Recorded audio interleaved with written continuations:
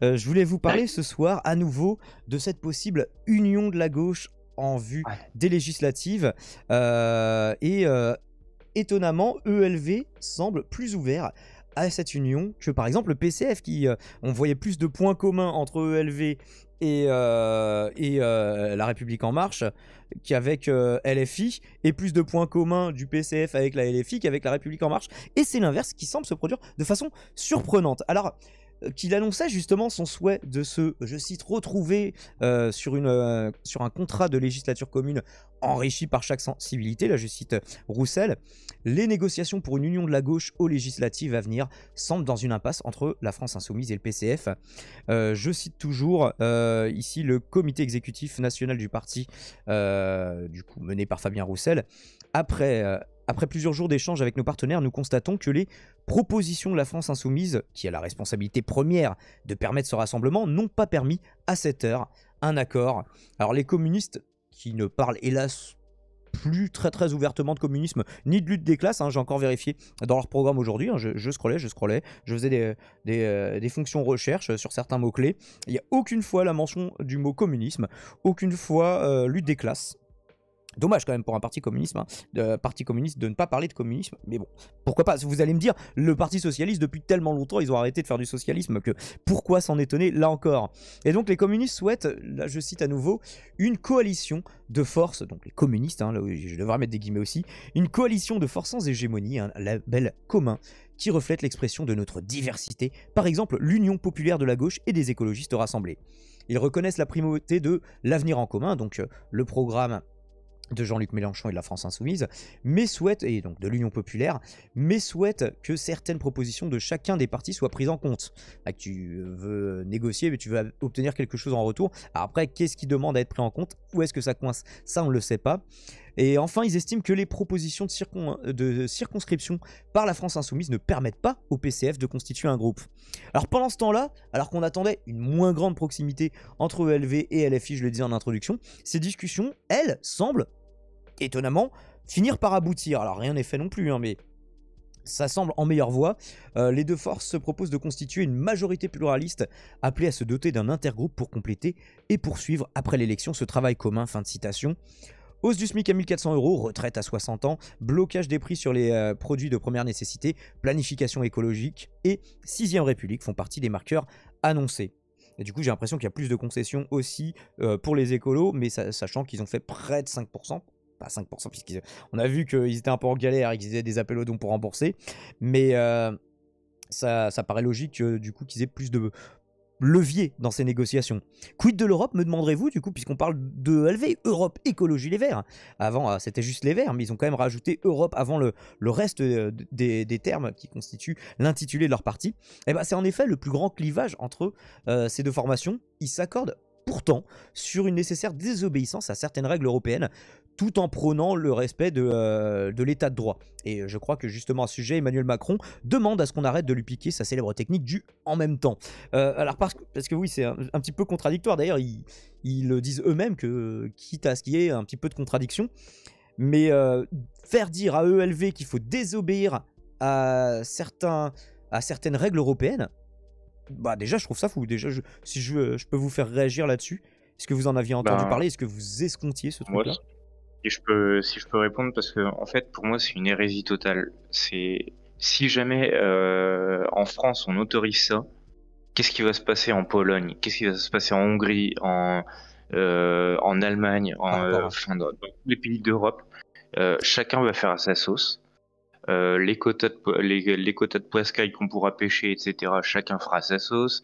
La politique agricole, chacun fera sa sauce, etc. Et ce sera fini de Ou l'Europe. peut-être que Enfin, des gens s'accorderont sur des choses qui sont nécessairement à décider au niveau supranational, et des choses dont il est délétère de déléguer la responsabilité sur ces dossiers. ouais. Après, c'est vrai que sur certains sujets, ça doit être le pays doit être comment dire, doit être décideur de ses propres trucs, Les de ses décideurs. propres règles. Mais enfin, si on a construit l'Europe, c'est pour qu'on puisse cohabiter tous ensemble, être une force unie. C'est pour être face aux USA, face au marché asiatique. Est-ce Enfin, que c'est le c'est pour cas? pouvoir concurrencer ces trucs-là, quoi. Est-ce que c'est le Bah, cas? c'est parce qu'on n'arrive pas à se mettre d'accord. Enfin, moi, Et comment tu te mets d'accord à 28? Sachant qu'il faut bah, c'est l'unanimité. ça. Alors Bah, des pour fois il moi, faut c'est une ça. majorité qualifiée, c'est pas forcément l'unanimité sur tout, c'est justement ce que Cyril m'expliquait l'autre fois, lui il est spécialiste de droit européen. Moi, c'est un peu ça le nœud du problème, c'est que en fait, on a absorbé trop de pays trop rapidement. Oui, c'est En fait, l'élargissement avant l'approfondissement que certains ont déploré. ben ouais, pour moi, en fait, il fallait peut-être en absorber moins, mais coordonner, en fait, tu sais, tout aplanir au niveau des lois, des droits des droits de douane ou des L'amour de la choses comme frite, ça, tu l'amour de la sais. patate. Enfin, les douanes, je sais, les droits de douane, je sais pas encore si ça existe, mais tout ce qui est du marché commun, etc. À essayer d'aplanifier ça à genre 18 ou 22, je sais Mais plus à la combien c'était base, les. c'était un accord sur des matières premières, le charbon et l'acier, hein, quand c'était la CECA. Ouais, Et ouais. après, c'était la communauté économique européenne. Mais en fait, finalement, on n'a jamais, même si on a un rename, on n'a jamais été autre chose qu'une puissance économique. C'est pas une puissance Ouais, ouais. militaire, c'est pas une puissance diplomatique unifiée. Et c'est. Ouais, mais à ce De toute façon, moment-là, il suffit de voir. on est qu'un marché, quoi. Il, su- On il est suffit de qu'un voir. marché pour les autres. Il suffit de Pardon. voir qui sont C'est le design réellement les. Il suffit de voir qui sont réellement les décideurs en Europe. Et c'est qui? Bah, c'est simplement les lobbyistes. Tout le monde le sait. Ouais. Enfin, je veux dire. Enfin, les lobbyistes, ils ont Bruxelles. l'oreille des députés européens, mais tous décident à la commission, quoi. Oui, oui, non, mais Bruxelles, c'est clairement la capitale des lobbyistes Ouais. et la sous-préfecture des lobbyistes, c'est Luxembourg au Kirchberg.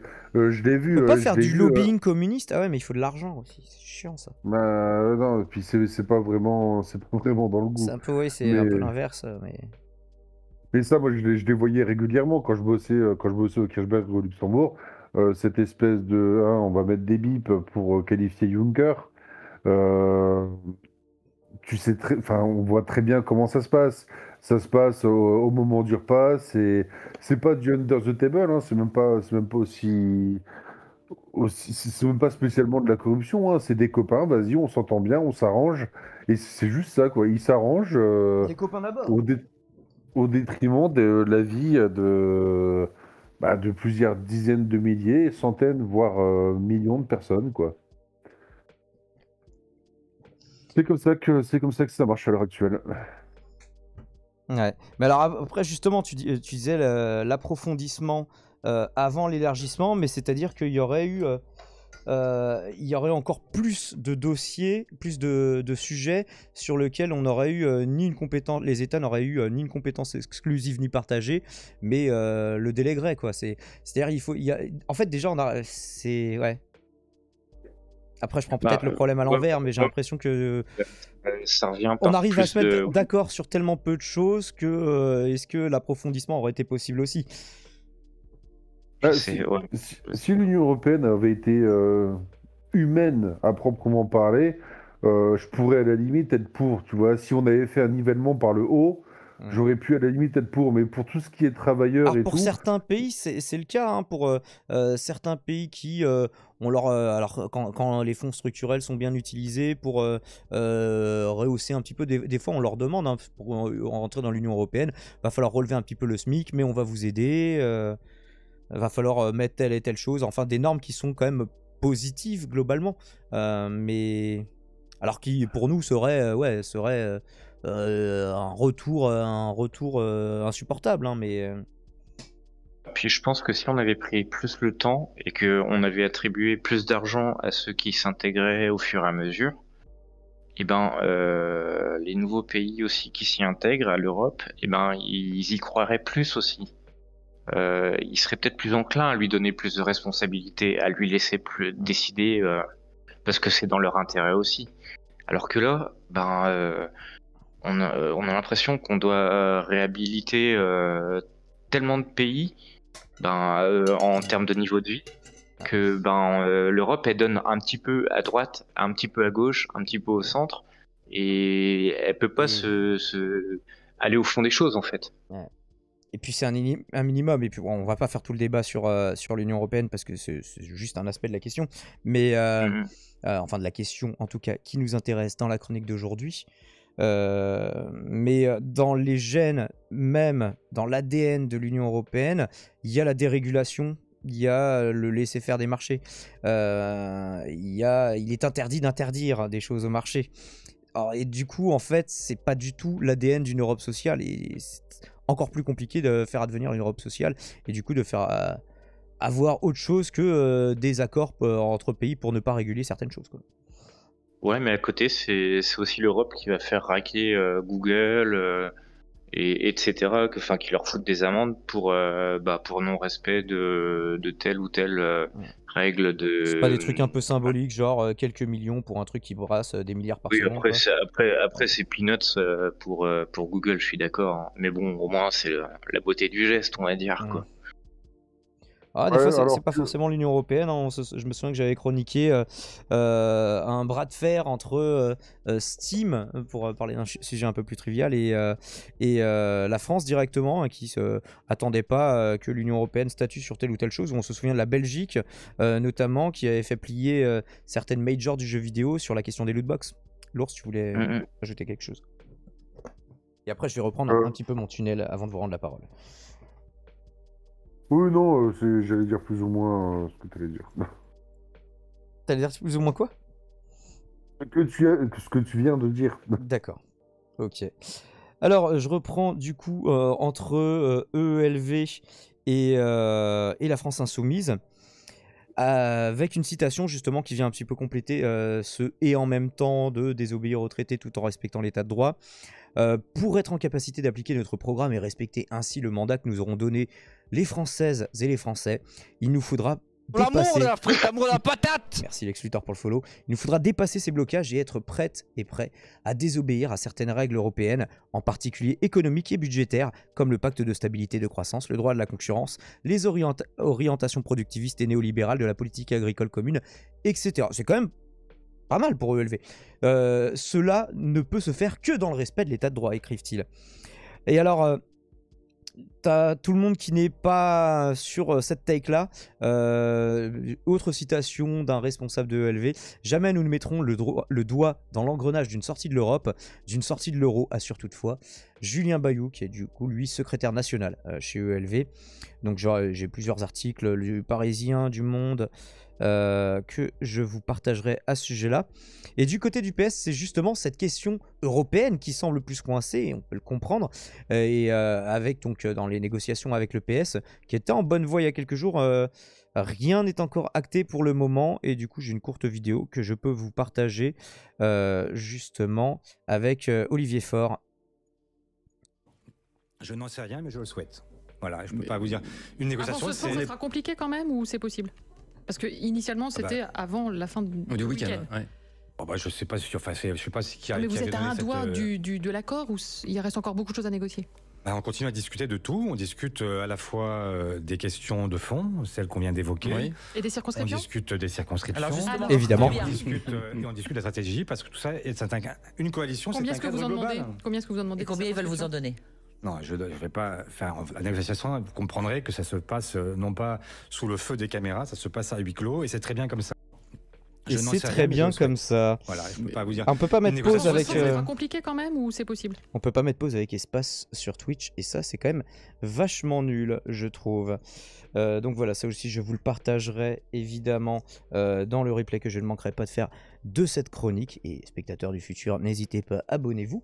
On a Jean-Christophe Cambadélis de son côté. Alors je sais même plus aujourd'hui ce qu'il fait, parce qu'il avait quitté le Parti Socialiste, hein, mais c'est un des anciens éléphants du Parti Socialiste comme on les appelait, qui dénonce une, je cite, OPA sur la gauche que le programme de Jean-Luc Mélenchon ferait, et un programme qui induirait une sortie de l'Union européenne. Là aussi, je le cite, donc un article du Monde sur ce sujet, là encore, avec toute la journée où ils ont actualisé sur cette question, si vous souhaitez vous y reporter. Qu'est-ce qu'on avait d'autre de beau dans la boîte à nuggets? Jean-Luc Mélenchon, oui, qui lui semble plus confiant, hein, le leader des Insoumis, qui déclare Nous sommes à quelques millimètres, hein, on nous disait à un doigt, lui il est plus qu'à quelques millimètres de nous entendre tous. Le 3 mai prochain, à la mémoire du Front Populaire, nous aurons signé et nous aurons la nouvelle Union Populaire. Alors après, est-ce qu'il claironne pas en mode prophétie autoréalisatrice en se disant, ça se trouve c'est grave la merde, mais si je dis que c'est en bonne voie, bah, ça va encourager les gens et ça nous donne peut-être un petit peu de répit médiatique, je ne sais pas. Qu'est-ce que vous en pensez, messieurs? Est-ce que cette union de la gauche finira par arriver ou pas? Et nous, vous dans le chat, qu'est-ce que vous en pensez aussi? Pour les législatives, il serait temps en tout cas. Déjà, on peut déplorer que certains partis ne l'aient pas fait pour la présidentielle, mais... Je peux prendre la parole? Oui. Bah perso, moi j'y crois. Hein.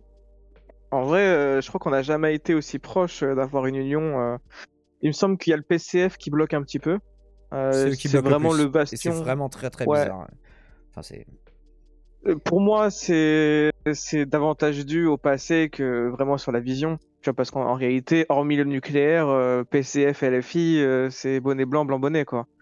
Mais bon, il y a un passif qu'on connaît tous, hein, et visiblement, le PCF est retranché dans son ego. Ouais, et ça pour va, le coup, je le comprends. PCF, ils se sont toujours rangés avec le Parti Socialiste à l'époque où le Parti Socialiste c'était un gros parti institutionnel et qui faisait des gros scores. Bon, bah maintenant, pourquoi ils voudraient pas faire alliance avec quelque chose qui est censé être Parce quand même que plus ils ont de été leur trahis bord que par le PS? Ils ont été trahis plusieurs fois par LFI. Faut dire les choses. Moi, j'ai voté LFI. Enfin, vous savez, hein, ceux qui ont l'habitude de m'entendre ici ou ailleurs, vous savez très bien que je suis pas du genre à cracher sur LFI gratuitement. Mais le fait est qu'ils ont trahi LFI. Enfin, que LFI a trahi plusieurs fois le PCF, qu'ils ont un contentieux qui est plus de l'ordre du privé que vraiment sur les idées. Bon, après, je me dis, en tant que parti politique, tu dois penser à l'intérêt supérieur de la nation ou de ton camp politique. Ah oui, c'est bien Donc, parce que par les boutiques c'est intéressant, mais au bout d'un moment, tout le monde ne bosse pas dans ta boutique et en fait ta boutique, bien sûr, elle est pas censée juste vendre du évidemment. pain, tu vois, elle est On est censée d'accord. donner à bouffer à tout le monde, On est d'accord, mais je peux comprendre de me dire, leur permettre d'avoir à bouffer en tout cas. on a déjà été trahis par eux. Si on s'allie à eux, est-ce qu'ils vont pas encore nous trahir et trahir les idées? Après, chacun fera son avis, mais peut-être qu'ils ont peur aussi de booster Méluche en tant que ministre et qu'une fois ministre. Parce que là, dites-vous bien une chose, et je le souhaite évidemment pas, hein, mais si la gauche arrive encore une fois à se positionner à la tête de l'État ou en tant que Premier ministre et trahit les Français, on peut dire au revoir à la gauche. Hein. Parce que Hollande a fait vachement de mal à la gauche, mais si là les gens redonnent une Ouais, confiance, enfin tu les vois. gens, à l'exception du discours du Bourget où les gens se ah peut-être que, mais bon, enfin quand on s'est dit Hollande, on s'est dit oula, oui c'est pas l'aile gauche du PS quoi, c'est... Ouais, Daimon, parce que t'es politisé, mais la majorité des Français, ils pensent, tu dis PS, ils pensent gauche. Hein. Ils pensent pas, tu vois. Malheureusement, on est d'accord que c'est triste parce que c'est pas la gauche, mais quoique Olivier Faure, apparemment, est beaucoup plus de gauche. Enfin, c'est l'aile gauche du PS et apparemment, le PS est en train de changer vraiment en profondeur. Ils sont prêts à faire des réformes, à faire des choses concrètes pour les Français. Donc, bon, on verra la suite du programme, mais. On verra la suite du programme. D'autres réactions, messieurs, l'ours, la carotte? Bah, je t'en prie, vas-y. Vas-y Aurélien. C'est pas Aurélien, il est sur le chat, mais il nous a quitté en vocal. Moi, je vais faire mon blasé, hein, mais bon, l'union des gauches, enfin, je pense que on est plus encore une fois à la guerre des gauches. Enfin, je veux dire, la gauche française, c'est un peu un mélange de Dallas et de la liste de Schindler, tu vois. Non, mais voilà, Dallas pour tout le côté coup de pute et retournement de situation, et la liste de Schindler pour le côté dramatique de la situation, quoi. C'est franchement une union des gauches à l'heure actuelle, avec le système tel qu'il est conçu et avec toute cette petite crise d'ego de ouais, c'est mon hocher, je le veux. Enfin, c'est puéril. Donc, bon, non, j'ai pas grand espoir qu'il y ait une union de la gauche qui se fasse, quoi. Si je peux. Pendant que ça parle boutique, on se préoccupe pas du pays, quoi. Ouais, Ouais, mais je pense que c'est un peu une vision hors sol parce que, en fait, les partis politiques ont besoin de financement, c'est comme ça, et les sièges qu'ils vont récupérer, c'est aussi des moyens de subsister et de représenter leurs idées. C'est pas surtout uniquement les législatives, Bah oui, quand ils demandent des sièges, c'est pas uniquement pour avoir à se mettre de. Enfin, c'est pas uniquement pour de façon, merde, comment on dit ça? Tu sais, quand c'est que pour l'argent, merde. Enfin, c'est pas Vénal. mercantile quoi comme ambition. C'est parce qu'ils ont pas le choix aussi de subsister comme ils peuvent pour faire vivre leurs idées quoi. D'accord. Donc Ah ouais. Moi, je pense, pour reparler du PCF, je pense que, en fait, ils ont un peu les flippettes aussi de perdre. Enfin, en fait, ils ont eu, pendant la présidentielle, l'épiphénomène Roussel, et ça fait longtemps qu'ils n'ont pas eu une tête de gondole comme ça, qui passait bien aux yeux du grand public et tout. Ils ont Ouais, cru non, mais qu'ils. attends, c'est mignon de passer bien auprès du grand public, mais ne plus jamais parler de véritable communisme et juste singer les prolos en les caricaturant et dire mais la complètement. bidoche et la Le saucissaille. vin rouge, et on est tous des beaufs, les prolos, on se gratte Allez, les tu me couilles à remets un petit table et ballon on. là alors bon Ouais, non, mais et bah ça c'est fait méprisant. 2-3% ça c'est donc faut arrêter avec cette ligne, elle sert à rien C'est hein, méprisant. Ouais, On ouais, n'est mais pas je comme pense. ça, les en prolos, on plus cette mérite mieux méprisance l'éducation populaire. ça ne gagne pas du tout donc bon. Ah oui, en plus, bien sûr, oui, complètement. Mais Je c'est pense dirais qu'ils ont encore pas ouais du paternaliste. Hein. on va faire du populisme un peu cradingue pour voilà on va essayer de jouer un peu le populo et voilà on va Oui, mais faire regarde. 15 ou 20%, mais non tu fais 2%. J'avais Regarde souvenir Nathalie. J'avais Regarde souvenir d'un Nathalie. PSPF. Elle est- Vas-y, je t'en prie, excuse-moi. elle est- Vas-y. excuse-moi. En fait, regarde Nathalie Arthaud, elle est sincère depuis, tu sais, enfin, elle est sincère dans ses propos à chaque présidentielle depuis genre plus de 20 ans, quoi. Et ça se ressent qu'elle est honnête quand elle Bon, parle. ça le ressenti Elle- c'est rien mais Je sais C'est pas une mais question enfin, d'honnêteté. Hein. enfin, Pas une ça a l'air question de, d'honnêteté. je sais pas, quand elle parle, ça a l'air de venir du cœur, etc. Ça se voit oui, qu'elle a après envie de défendre. c'est le boulot des politiques. Et alors peut-être qu'elle est très bien intentionnée, ça se trouve elle joue très très bien la comédie, ça se trouve t'es juste Ouais, plus peut-être. sensible à son discours à elle, Et, mais Et même ouais, si non, mais, et elle pourtant, était j'ai jamais sincère, voté pour elle. Hein. Et même pourtant, si j'ai elle était jamais voté sincère, pour elle. Et justement, tu on vois, dirait un remake de ce Souchon quand il disait quand ce Arlette chante sa prédécessrice. truc de sincérité là, Ça, et c'est ben, tu vois, ça marche pas plus non plus, quoi. Donc ouais, après, bah, il y a le PCF cette année, ils ont essayé de jouer sur le côté un peu à la bonne franquette, etc. Et ça a pas marché. Ils sont croûtés. C'est leurs idées qui, enfin, En les fait, ça idées n'a qui plus transmettent. qu'à des droitards qui de toute façon ne voulaient pas voter pour eux. Donc Ah oui. mais je disais ouais, quitte à avoir des ennemis, je préfère qu'ils soient un peu comme nous, qui nous disent le plus important c'est le vin rouge et la viande de porc. En gros. C'est ça. Hein. Et puis, en fait, je pense que c'est un leurre de penser à la sincérité, même si le discours de Roussel était sincère, parce qu'on sonne pas les cœurs. Il n'empêche que son je parle. discours, dans le fond, est méprisant. Et en fait, j'ai un souvenir d'un PCF qui, à la base, avait pour ambition d'émanciper les masses et de faire l'éduc populaire, de faire en sorte que les gens s'élèvent. Et c'est pas en les confortant dans un espèce de truc de beauf. Enfin bref, je trouve ça vraiment triste en fait. Alors, il y a Au nom du père qui nous dit C'est une sur le chat trahison, Twitch la gauche fait le trottoir avec son maître Mélenchon. C'est avec un E. D'ailleurs, tu l'écris bien après, donc c'est bizarre, tu l'écris de deux façons différentes. Il n'est que 4ème, il ne fera rien. Mélenchon parti, ça va exploser. Ou après les législatives vues de droite, bien sûr. D'accord. Alors, mais même si tu le vois de droite, il t'a pas échappé qu'il était 3ème. Et d'ailleurs, pas très très loin derrière Marine Le Pen. Hein, donc pourquoi 4ème enfin, je sais pas. Les voix de Roussel à Mélenchon, ils passaient. Ouais.